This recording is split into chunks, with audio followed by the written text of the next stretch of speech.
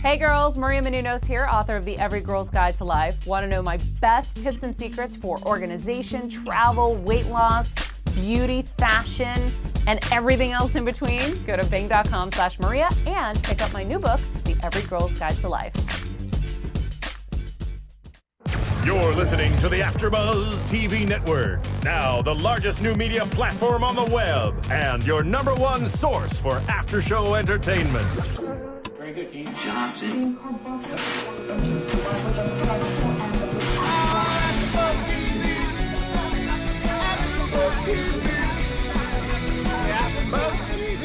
the AFTERBUZZ Studios in Los Angeles, California, and now streaming live on Ustream, this is AFTERBUZZ TV for 16 and Pregnant. Tonight's host is Mari Fagel. Joining Mari will be AFTERBUZZ's co-host, Isabel Mora. We'll break down tonight's episode and get you all the latest 16 and Pregnant news and gossip. If you'd like to buzz in on tonight's show, you can buzz us at 424-256-1729. That's 424-256-1729. And now, picking up where the show leaves off, and the buzz continues, Mari Fagel! I am so excited to break down this episode between Jennifer and Josh. It did get explosive. But before we get into it, I just wanted to quickly mention Maria Menounos' book, The Every Girl's Guide to Life. I gave it to my mom today. She loved it. All the tips in there are great for moms, sisters, aunts, nieces, everyone, even the guys in your life. So I wanted to give a quick shout out to that book because it's on my bedside every night and I am loving it. And before we get into the show, Phil, I think you had a few things to add. Well, yes, of course, Mari. You neglected the fact that it is the #3 on the New York bestsellers list, which is quite an accomplishment, I have to say. Yay. Then, secondly, tomorrow night, we will be doing the royal wedding live coverage. So we're going to be doing a pre-show an hour before. We're going to be doing a live commentary, and we'll be taking calls worldwide. So hopefully we speak all the languages that people call in. And it's going to be very exciting. We're going to cover the whole historic event, and then we'll have an hour to an hour and a half post-show where we wrap up and, again, take calls from people worldwide and basically talk about this very historic event. And so, yeah, we hope you'll join us. Whatever it's easiest, whatever your local time is that the wedding is airing, that's when we're airing. So I'm not going to tell you a time of like 1 a.m., 3 a.m., 4 a.m. No, just look up whatever local time for you is when the wedding is airing. That's where we're on ustream.tv/AfterBuzzTV, where you're watching us right now live. Great. Well, let's get into the show, Isabel. I can't wait to hear your opinions on this explosive couple. So let's talk about Jennifer. Basically, she's a Florida teen. She's a tomboy. She has her boyfriend, Josh, and she's pregnant with twins. So last week it was a twin was having the kids, and now the girl is having twins, so they kind of flipped it on us. I know, and it's so funny how young girls like this can just get pregnant with twins without trying. You have all these celebrities trying, and here's 16-year-olds getting pregnant with twins. Yeah, and they were fraternal twins, too. Yes, it was a very interesting episode. I actually enjoyed it a lot, but it was also a very sad episode for me at the end. But very interesting. And again, we go back to what we mentioned last week. MTV is really trying to keep this rolling by finding these random situations. Here you have a girl who came from a great family background and everything, and she's pregnant at 16 with twins. Yeah, Go ahead. I wrote some notes about how I noticed she comes from a good family, she has good parents, a little brother, and she doesn't seem like a lot of the other girls, I hate to say it, who come onto this show. I'm not like all that surprised when they end up in this situation because they don't come from good families and they just come from broken homes, a lot of them. But she came from such a stable home and such a great family, and it's sad to see what happened in the show. Right. And I mean, I don't know if you want to jump to that, but let's not mention at the beginning I remember watching the show and hearing his excuse or the reason why she got pregnant and having to rewind. Like, wait, did I just hear that? I thought I've heard something else. And then I rewind and I just heard, didn't want to buy condoms because it was awkward. I was totally shocked. She's sitting there and she's like, oh, well, I wasn't on birth control, and why didn't we use a condom? Which, first of all, yes, it is his fault. That is totally irresponsible and totally a wrong answer. And I seriously hope that no one is watching this thinking these people are role models. Because literally what he said, he's like, oh, it's awkward to walk into a convenience store, buy a condom. It's so awkward. So instead of wearing one, because it's so awkward, I just didn't. And so I was just astonished. But, it's her fault. She could have said something. She could have and she should have. Right, and poor girl, she's like not as awkward as walking with twins in your belly at 16-year-old. Yeah, I definitely had to rewind that several times because I could not believe that came out of his mouth. Awkward. I think this is one of the first times that I've actually started to pay attention as to why did the girl get pregnant, and I was just shocked. Other times, it's been, well, we used birth control or the condom broke or X reason, but here he literally said, yeah, we didn't wear a condom, and I thought it was awkward buying them, so I just didn't bother. Yeah, I will say I think it's good on MTV's part that in every episode they have a quick discussion of how the girl got pregnant in the first place, just so people know. And we talked about how last episode, in addition to that quick discussion, MTV should have had a little more information about, when you can get pregnant on birth control. But with this one, there was no more information needed. Like, viewers know that's wrong. But I think it's good that in every episode they talk about how the girl ended up in that situation. That's right, definitely. I don't think that's necessarily MTV, by the way. I think that's just people's curiosity. I mean, yeah, granted, you could make that argument for MTV, but I think it's just people curious, like, how did the girl get knocked up? That's just... No, I do think people are curious. I don't... Really? I really think that. They should talk about how the girl ended up in that situation in the first place. Yeah, I don't think MTV would put up a show and say, here's 16-year-olds that got pregnant. There, let's not ask how they got pregnant. I think MTV thought about this. Like, every episode, we're going to make sure we mention how they got pregnant or what happened for them to get pregnant. But I think it's in... I think they're doing it for the drama effect, right? You're saying they're doing it for the drama, not for the education. Of course, yes. Of course. Well, with this, it's a fine line between whether this show is educational or whether it's purely for the drama, and sometimes I really don't know. And especially in this episode, there was a lot of drama. So what did you guys think about... last week it's always the girl stuck in the middle. Last week it was Jordan stuck in the middle between her boyfriend and her sister, and this week it's Jennifer stuck in the middle between Josh and her parents. Right, and how do you choose between your, I don't even know what we want to call the parents because they were everything to her. I mean, this is where the girl's living. They're the ones taking care of everything. You can't choose between that. And it's not even about choosing between family members and the boyfriend. I just think it was I always feel horrible for them because it's enough they're going through enough. She's pregnant with twins. Even this girl, she's pregnant with twins, and now she has to deal with mom and dad hating. I mean, they hated the boyfriend. It's not just disliking him. They hated him.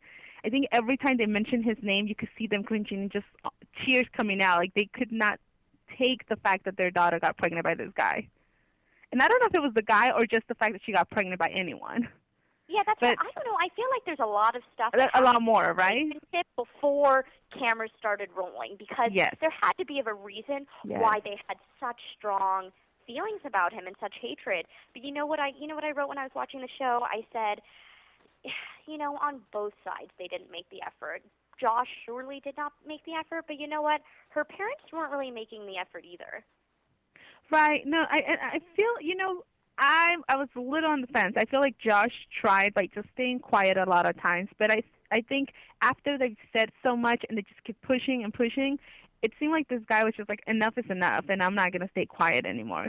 Because I don't know a lot of boyfriends that don't try to be liked by parents at the beginning, but I think once she got pregnant, it was more like, I don't care if you like me or not. She's pregnant with my kids, and there you have it. Let's deal with that.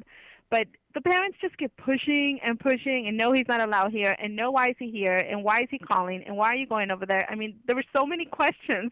I kept writing, like, annoying, stop. Like, every episode you had the mom or the dad saying something about the poor guy.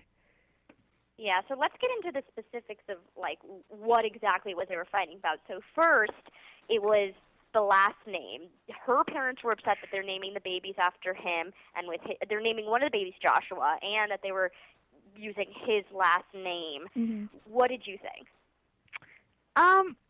You know, I was a little confused with the dad's explanation when he said, you know, this is a treasure, you earn it. I get it. You earn, you know, not everybody can say I'm a dad, not everybody can say I'm a great mom. But I felt like this is a guy that's stepping up and wants his last name for his both kids. Who cares if the dad's not going to be with the mom? I'm hoping he's always going to want to be in the kid's life.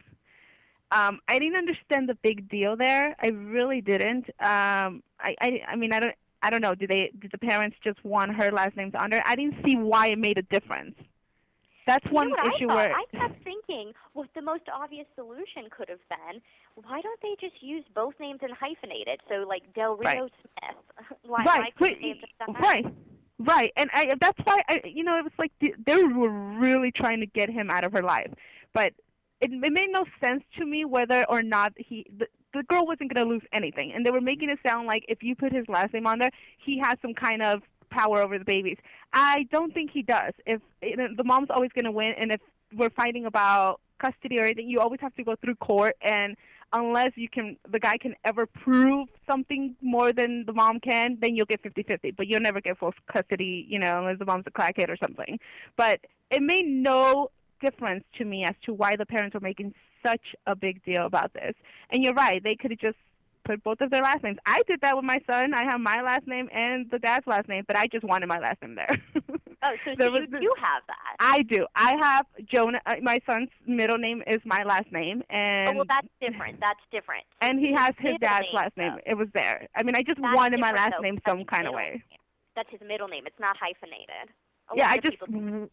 Right, hyphenated. I just wanted it in there no matter how. But it did not make a difference as to whether or not my son or even the twins here had the dad's last name. I don't see how he could, because you heard when the dad was explaining the reason, and it made no sense to me.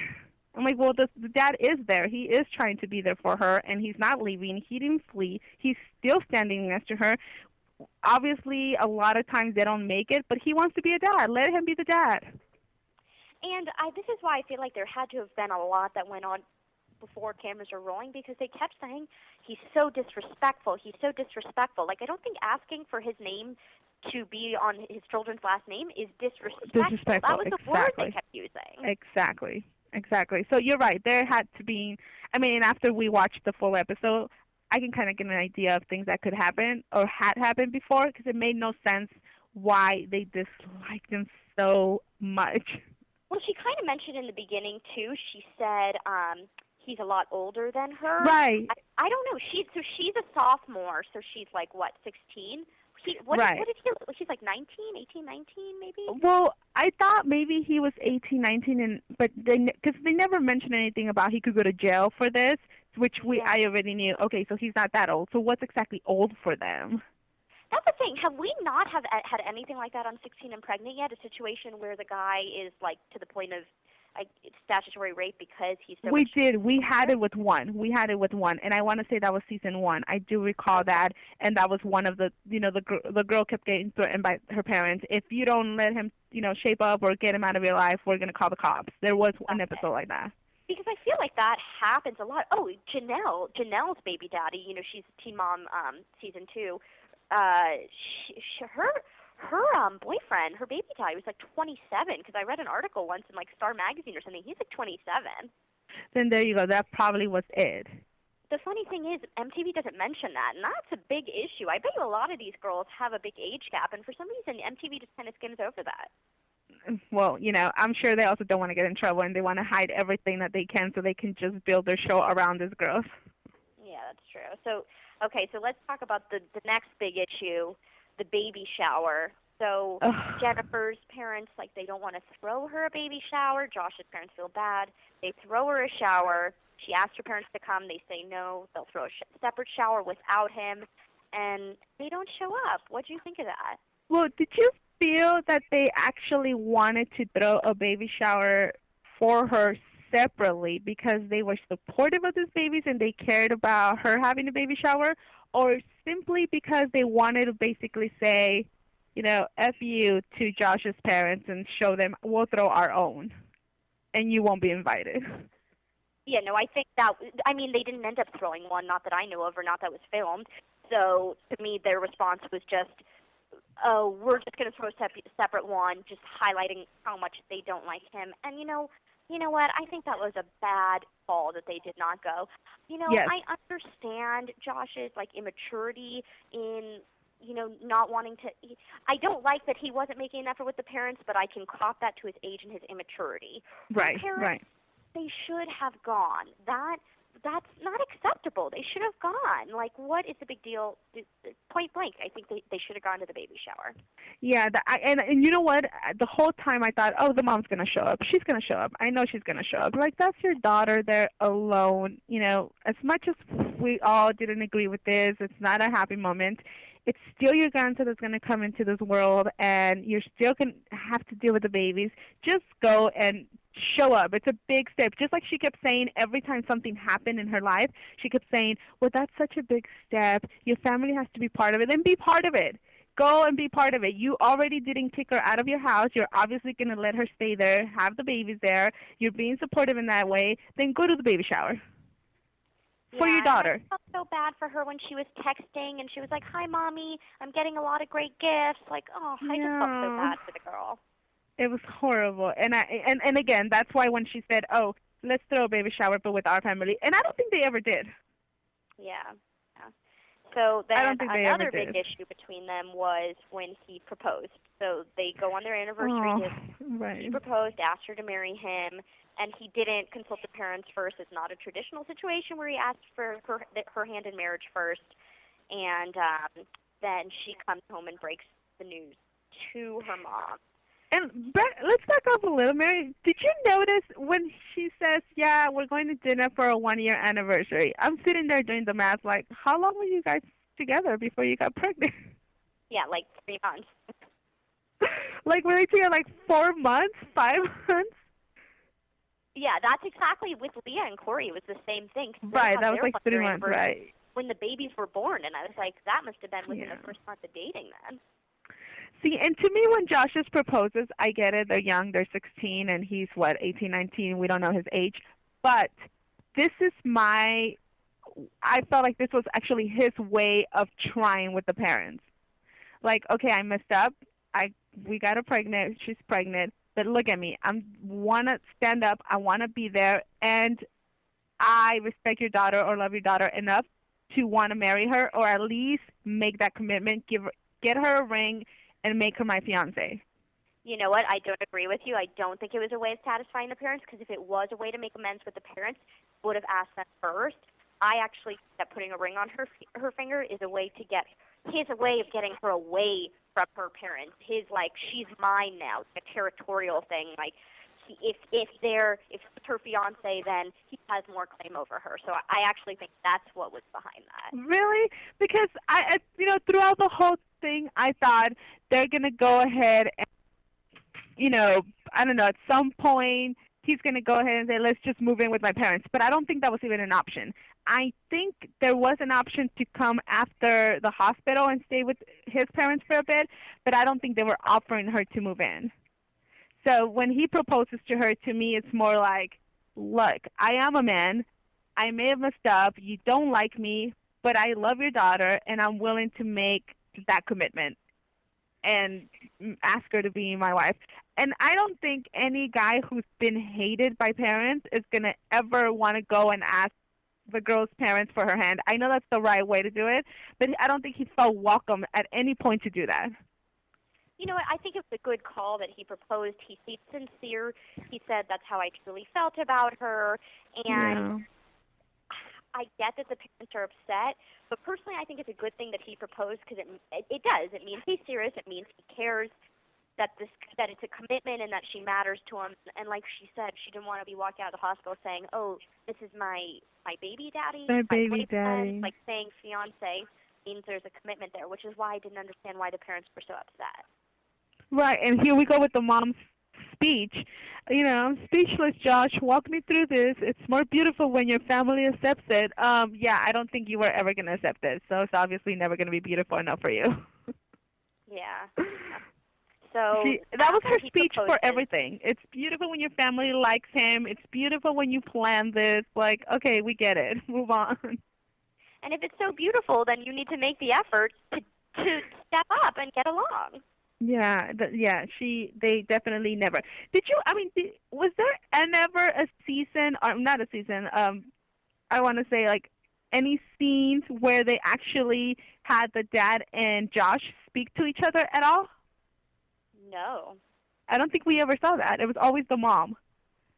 Well, didn't he say something? Didn't the dad say something like when he found out he wanted to maybe he said some strong words about when he first found out that she was pregnant and he couldn't look the guy in the face and I think he said he was lucky enough to be able to stand in front of me. Yeah, like something like he didn't say like I would have killed him or something, but he was saying something alluding to that. Yeah, something like he got lucky I didn't knock him down or something, or he was standing after I saw him. Yeah. Because I don't think I ever saw them speak once. Stuck in the middle. It's like that is not the focus right now. Like the poor girl is about to have 2 kids. Like get over your own issues and rally together for these babies. Right. So yeah, and I think we only saw that when she's about to give birth and after she gave birth, where the parents actually were the adults and allowed him near them. But you know what? Not after the birth, because that was one of the big fights was when the mom called on the phone. It was the day before they were going to go home, and it was like that awkward conversation. She was on the phone with her parents, and Josh kept interrupting, and then you heard Jennifer's mom. She said, "I'm going to call security and have them escort you out." Like, Jesus, that fight just escalated, but quick. Right. That's why, again, I wish we knew the background of this drama because there's a lot more. Yeah, it's like the poor girl. She's saying, "I'd rather live in a hospital than go home because it's so to deal bad." with this. Yeah. And I will say, the one time I ever saw the parents step up was the next day when they were bringing the babies home. She said, "Gosh, yesterday's news. We're going home as a family today." And for once, I finally thought, okay, good. These parents are making an effort. They're putting their own issues behind them, and they're doing it for the babies. And then, of course, we have Josh feeling left out. Yeah, so the second she gets home, there's tons of visitors, and her parents are helping, which, you know what? Shouldn't he, be relieved that there's tons of help? I don't get it. It's like, what, is he not getting enough attention? Why was he so uncomfortable that there were all these guests there? You know, the only thing I can say about this, if I want to remove the age and his immaturity, I read a lot of books when I was pregnant, and I read about, all the feelings and all the emotions that a woman goes through after birth and before birth. But there was also a whole chapter about how a guy or a man feels as well. So there's also postpartum for guys. And here we have Josh, who is trying to deal with this family that hates him or dislikes him. The only person in that household that actually would look at him or say a single word to him was Jennifer and her little brother. I think at some point I saw the little brother talking to him. But other than that, nobody cared. It was like he was on the side and that was it. So I could see how he felt, and then just remembering everything I read, it was like, here we go. He feels lonely. He feels left out. And she really didn't have time to even look at him. So it was, I think he was just filled with emotions and anger, and he just left. But I thought he was going to come back. I mean, the aftermath where he's just like, I'm never coming back, I don't know if that was still part of guy postpartum. But at the moment when he left, I said, I understand it. I get it. Yeah, he I had thought to he was leave. going to leave and come back. And then they show, a week later, he's still not there to help. Still not there. She's up at night alone, and thank God she has her parents to help her. And if we see, I mean, I don't know if they showed everything, but throughout that whole week, they never even show her trying to call him or text him. This poor girl is so busy with the twins and tired. She has no time to remember, oh, yeah, I have a baby daddy or a fiancé. Well, she's saying to the baby, she says, I wish your daddy was here. Yeah.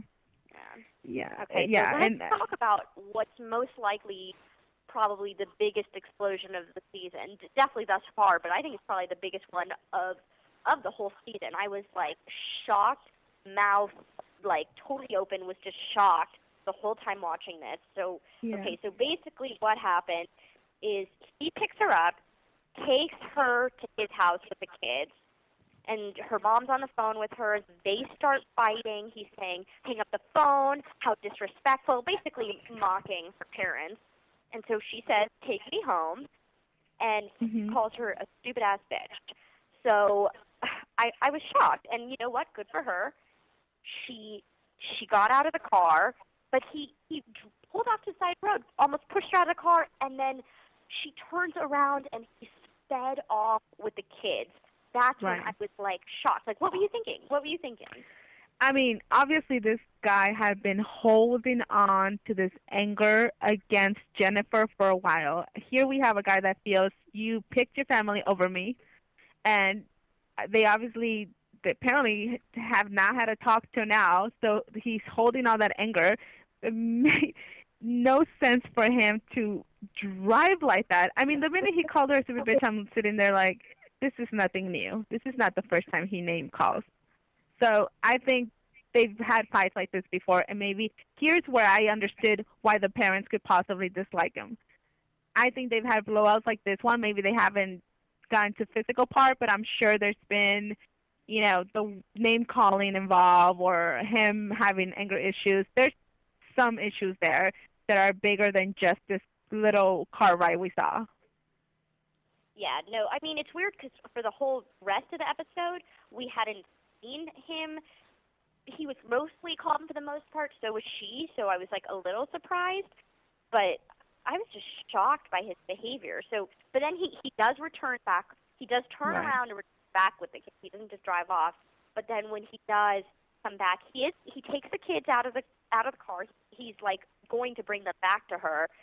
But so what did you think? He picked her up.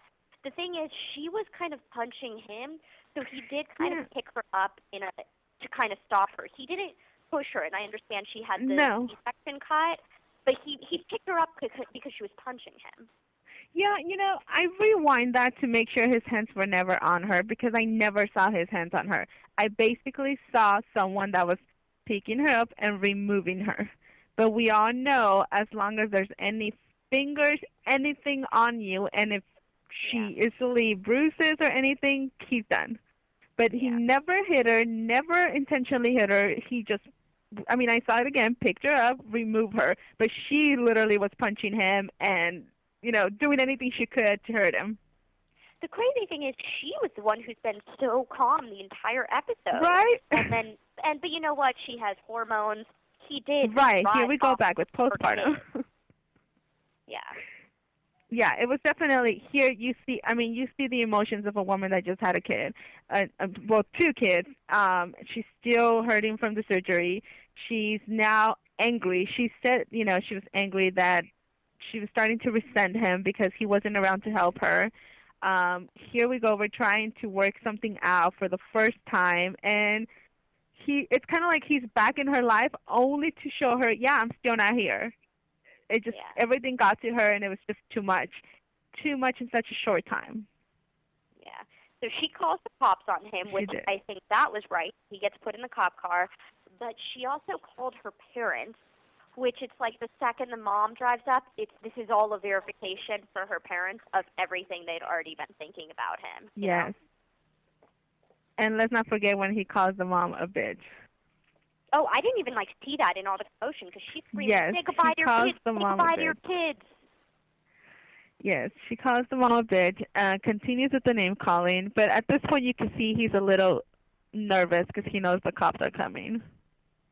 And that proved another thing. He could have easily gotten in his car and sped off. But I think he knew they're coming, I can't leave, I'm just going to sit here and wait. Yeah, that's true.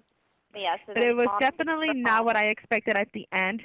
I mean, when you first enter this episode, you see these two calm kids. Never did I ever think this is how it was going to end.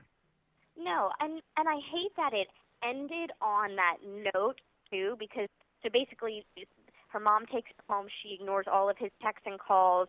She drops the charges, but she takes his ring off, and that's the last thing you see, which we'll talk about in News and Gossip where they are now. But I hate that it ended on that way. Like, it's sad. Yeah, and you know, MTV did a great job because it seemed like they crumbled so much in this episode. Did you feel like you were missing a lot of pieces here? It was so much in one little episode. I felt like there was more. You know, it was just like, okay, we got pregnant, had babies, we fought, it's over, that's it. Yeah, I'm betting you. Actually, I don't know because we probably would have known this, but I'm guessing she is a likely Teen Mom 3 candidate. Because yes, drama. Yes, definitely. Yes. Yes. Yeah, I don't. She would be a good one. The end of Jennifer Del Rio. And no, not at all. We'll talk about in News and Gossip what's going on with them, but I have a feeling that she would be picked as the next character. Yes, I agree. I think, I mean, so far from these 2 episodes, I think this is the first one. This is the first castmate here. Yeah. I mean, that fight was one of the most explosive I've seen on 16 and Pregnant, and I've seen a lot of bad ones, but that one was pretty bad. I mean, like, speeding off in the car with the kids, and he was driving so fast. It was like, I felt so bad for the poor kids. And she said it when she was in the car with them. She said, yeah, go ahead and drive like that with your kids in the car, newborns in the car. I just get so scared when people fight when they're driving and when they get emotional, angry. Like, it's not a good combination. It's like they don't stop and think. These are your kids, the ones that you're fighting for, but you're putting them in danger by driving like this. And here we go again with 16 and 18-year-olds. This is what happens when they become parents. So let's go to a commercial break before we get back into News and Gossip and where Jennifer and Josh are now. Want to find out what the AFTERBUZZ is about? Janice is a drama queen. This is the divide that is going to carry the series. Give us a call. 424-256-1729. 424-256-1729. It's television, and they want it to be as dramatic as possible. I mean, it's Shakespearean. You never know what goes on behind closed doors. Find out why AFTERBUZZ TV is the #1 source for after-show content. Now, in the eyes of Jimmy, Nucky is a villain. 424-256-1729. 424-256-1729. I mean, who would you guys rather hear that from? Your husband or your best friend? The wig will come out. When the TV show is over, get your AFTERBUZZ on. AFTERBUZZ TV News. Okay, so let's talk about Josh and Jennifer. Clearly they are still dating because last week, apparently Josh tried to break up with Jennifer, and when he was trying to break up with her, she allegedly punched him in the face, and so he called the cops, domestic violence, and basically this week he filed a restraining order against her. And this is what I wanted to ask you about, Isabel. In court documents, he claims that she plotted to get pregnant just so she could get on the show, which is what I was talking about last week in our special segment. Yes. Do you think that's true? Oh, I hope not. This is one of the girls that seemed like, again, she was smart. She had a strong head on her shoulders. I really, really hope this is not the reason why she got pregnant, and just for a show. And for how much do we say? $6,000, $5,000? I mean, $60,000 a year or something like that. I hope not. I think he just wanted to throw a low blow at her and decided to bring that up because he knew it would get all over the place. Yeah, I agree because the second when they first talked about how she got pregnant, he said it was because he didn't wear a condom. So, yeah, I hope it's not true. I really hope. And from someone from her background, I don't think it's true. But there's definitely a lot more going on with this couple, and we'll have to keep watching because now it's unfolding in the courts, and it's up to the courts to decide now. And it so let's talk continues. about another way that MTV's being educational. I was pleasantly surprised to see this. So last night MTV aired MTV's 10 most outrageous sex myths. Excuse me. The show aims to set the record straight about common myths surrounding sexually transmitted diseases and encourage America's youth to get tested. I don't know if you caught this, but basically MTV celebrities like Ludacris, Travis McCoy, Teen Mom's Caitlyn, Jersey Shore's Vinny, they teamed up with the Centers for Disease Control and Prevention to create a show and spread the word about safer sex. I didn't even know they had the show, but it's funny they have Vinny there.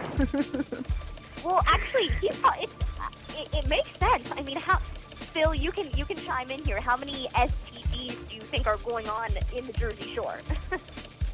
Oh, tons probably. This is why let's also focus. Calling in to talk about. Can I give you a joke real quick? What? Can I give you a joke real quick? What's the joke? All right. So, it's actually I'm trying to like put it in context. It's not technically a joke. It's a joke from a sitcom, but the joke is you have one person and basically who hates this girl, and you say, "So what? She doesn't have STDs?" No. Oh, that means you haven't slept with her yet. Oh. And that is exactly why they create shows like this, which is why I say props to MTV for doing a show like this. Yes. So there you go. That's my joke. I hope that translated well. It was funny to me when it's from Archer, by the way, FX's TV show. No, that's the type of comedy that's like totally not my style. It's like the demeaning comedy. I like happy jokes. I don't like demeaning jokes, but it was a good tie-in, Phil. I'll give you that. All right. Good to see for trying. So that's it for your news and gossip for 16 and pregnant, for April. What date is it? I'm so lost. 27. April 27. So Wednesday, April 27th. How could I forget? Because the royal wedding is in 2 days on the 29th. Yes. So that is your news and gossip for AfterBuzz 16 and pregnant. And now, your AfterBuzz TV predictions. So with 16 and pregnant, sometimes it's difficult to do predictions, but I don't know, Isabel, did you get a chance to see the preview for next week's episode? I believe her name, it's Jamie. No, I just remember seeing, when I was looking at the episodes, 2 little babies. And I was sitting there like, are we sure they're 16 and not 11? So, there wasn't much I could see from that, but I just remember looking at it and just seeing 2 little babies there. I think these are the youngest I've ever seen anyone on there, that they look this young. Yeah. Well, basically, there's going to be more drama for this next one because Jamie's boyfriend shows up drunk to the birth. Like when she's giving birth, he's not there, and he shows up drunk and he's hungover, and it looks like he has like a black eye or something. So it's not looking good for Jamie and her boyfriend. Not so that's at all. To watch. Not at all.